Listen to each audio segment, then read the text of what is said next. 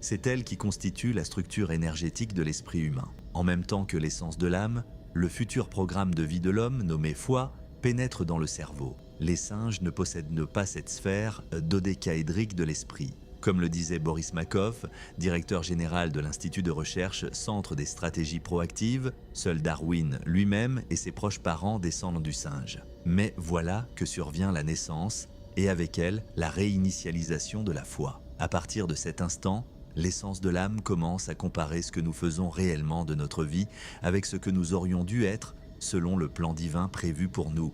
Ce processus de comparaison des résultats pratiques avec le programme de développement établi se poursuit tout au long de la vie. Désormais, la foi change de nature, c'est ce qu'on appelle la seconde foi, et elle sera propre à chacun selon la capacité de l'individu à transformer sa propre vie en un acte de réalisation du dessein originel du Créateur. À partir de cet instant, depuis son premier souffle jusqu'à sa maturité, tout son parcours devient le déploiement du programme préétabli, un passage de la foi vers la connaissance, de la théorie vers la pratique. La véritable profession n'est pas ce que l'on vous a enseigné ou ce que l'on vous a forcé à faire. C'est ce que vous aimez depuis toujours et ce que vous avez envie de faire constamment. Tout ce qui rend l'être humain capable de penser, de discerner, de compatir et de transformer est directement lié à l'action de la foi, agissant comme un champ de réglage interne. Sans la foi, l'homme cesse d'être le sujet de sa propre existence.